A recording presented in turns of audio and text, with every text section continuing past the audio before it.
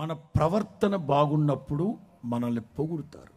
మన ప్రవర్తన బాగా లేకపోతే దూషిస్తారు, దుర్భాషలాడతారు, నలుగురు దగ్గర పోసుకోలు మాటలు మాట్లాడతారు. 119వ కీర్తన 5-6 వాక్యాలు మరలా చదువు. ఆహా, నీ కట్టడలను అనుసరించున్నట్టు నా ప్రవర్తన స్థిరపడుంటే ఎంత బాగుండేది.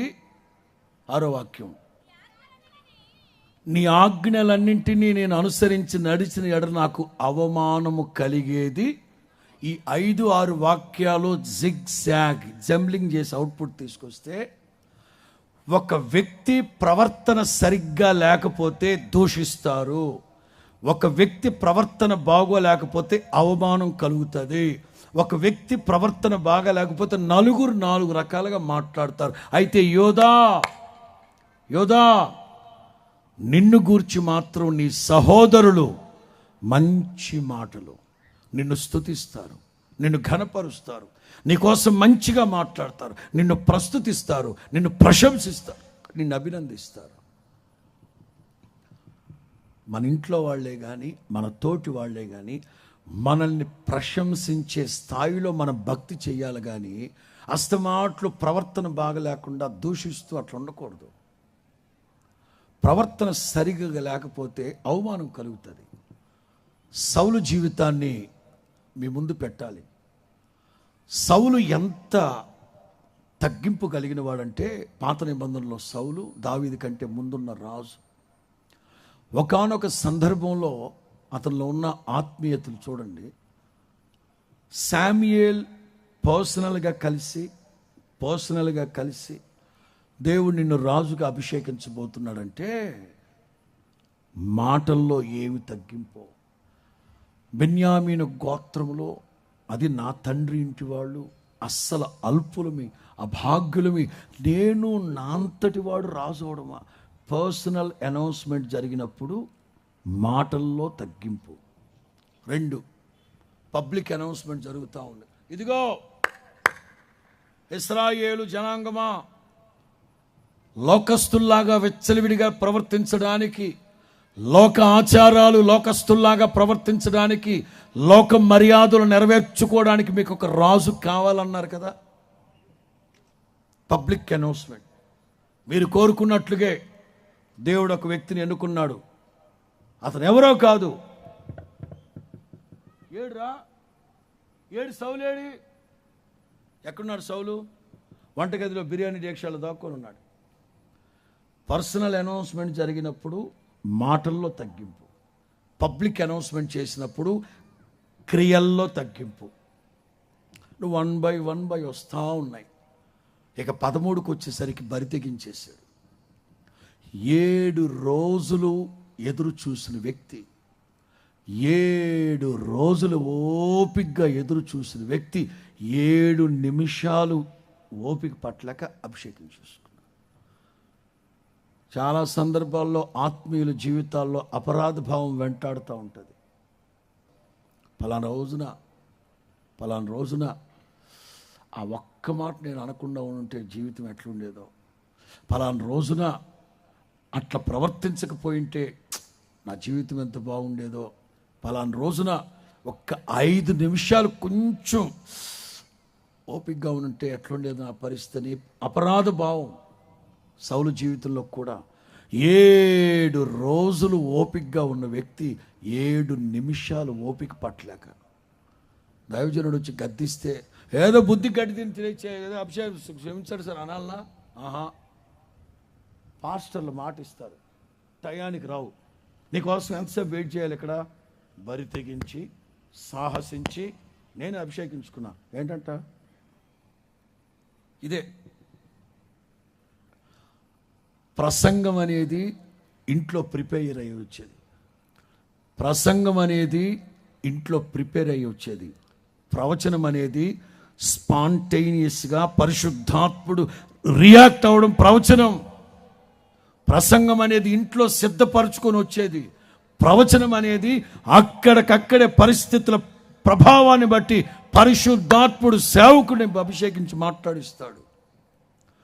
శామ్యూయల్ ఇంట్లో ప్రిపేర్ అయ్యి వచ్చిన మాటలు కాదు ఇవి. అక్కడ సినారియో చూసిన వెంటనే శామ్యూయల్ అంటాడు, సౌలా, సదాకాలం నీ సింహాసనాన్ని స్థిరపరచాలని అనుకున్నాడు దేవుడు.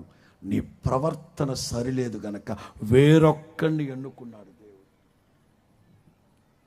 ప్రవర్తన స్థిరపడకపోతే అవమానం. మన ప్రవర్తన సరిలేనందువల్ల మనతో ఉన్నవాళ్ళు మనల్ని దూషిస్తారు, అవమానపరుస్తారు. కానీ దేవుడు మనలో కోరుకునేది మనల్ని నవ్వుల పాలు చేయాలని కాదు. నీతో ఉన్నవాళ్ళు, నీ సంఘస్థులు, నీ కలీగ్స్ వీళ్ళందరూ నిన్ను ఘనపరచాలి, పొగడాలి, మంచిగా చెప్పాలి, ప్రస్తుతించాలి, నీ గురించి సంభాషించాలి. రూతు గ్రంథం 3వ అధ్యాయం, రూతు గ్రంథం 3వ అధ్యాయం 10-11.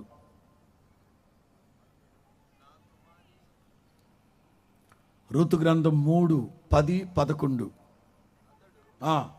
నా కుమారి, యెహోవా చేత నీవు దీవెన నొందిన దానవు గనక కొద్దివారినే గాని గొప్పవారినే గాని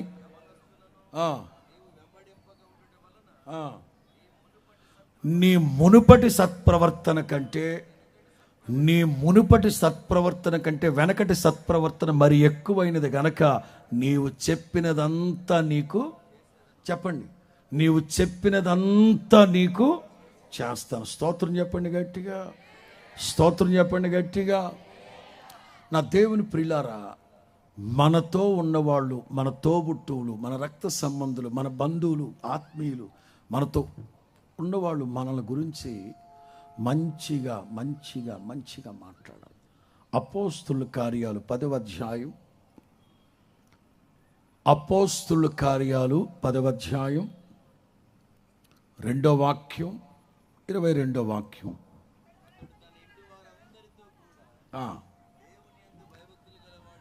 అతడు తన ఇంటి వారందరితో కూడా దేవుని ఎడల భయభక్తులు గలవాడై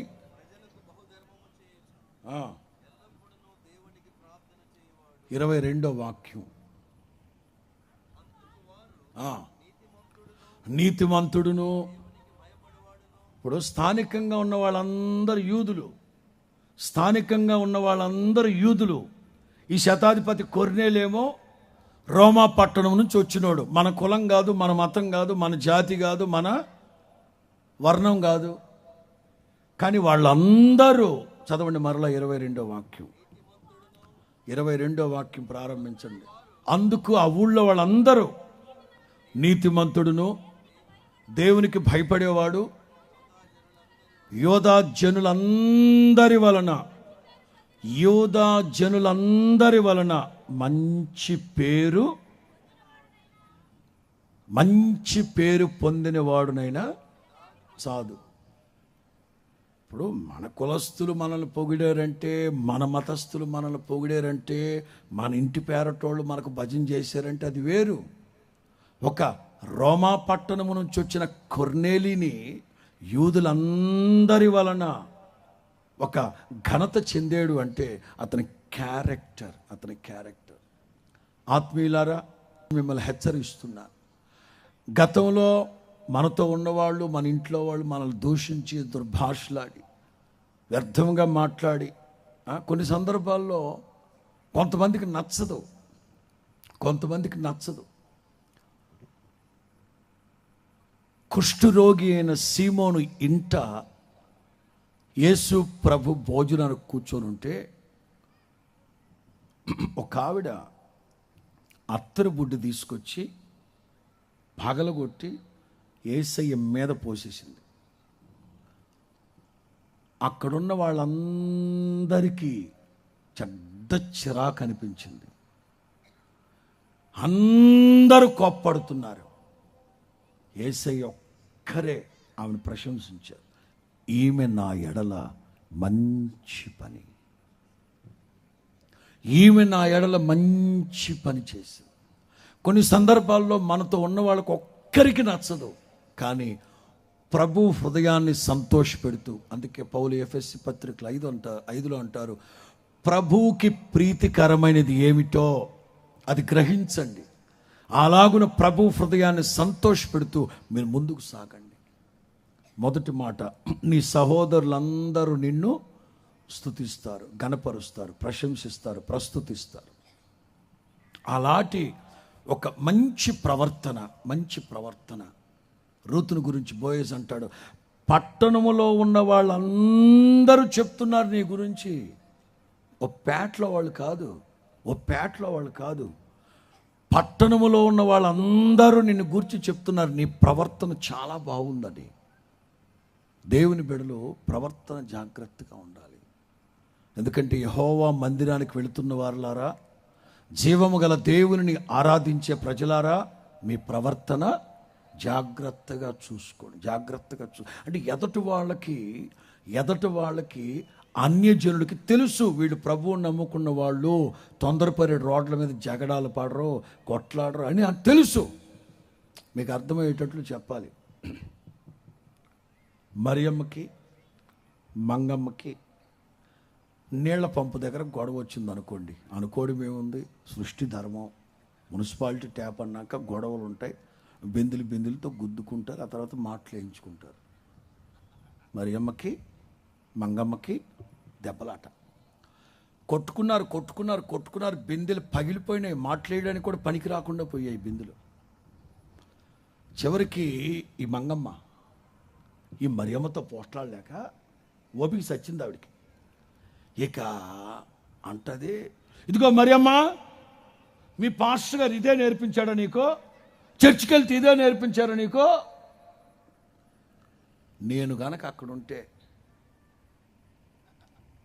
మంగమ్మనే, పనికి మళ్ళీ మంగ, నీకు ఓపికంటే పోట్లాడు, మళ్ళీ నన్ను ఎదుగు తెచ్చావు మధ్యలోకి. మీకు అర్థమైందా? She knows. ఆవిడకేం తెలుసు? చర్చిలకు వెళ్ళేవాళ్ళు కొట్లాడరు అని ఆవిడకి తెలుసు. అందుకే ఓపిక నశించిన తర్వాత, చర్చిలో నీకు ఇదే నేర్పించారా? పాస్టర్ గారు నీకు ఇదే? మరి మేము ఇక్కడ బ్లాక్ బెల్ట్ కరాటే, ఇక్కడ చర్చికి వచ్చిన వాళ్ళందరూ కరాటీలో కుంపులు నేర్పిస్తాం. ఇక్కడ ఏం మాట్లాడుతున్నావే మంగా నువ్వా?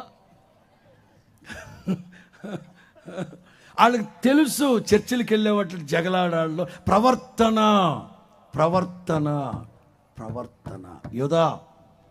యోధా, నీ ప్రవర్తనని కాచుకో. నీ తోటి సహోదరులందరూ నిన్ను గణపరుస్తారు, ప్రశంసిస్తారు, ప్రస్తుతిస్తారు.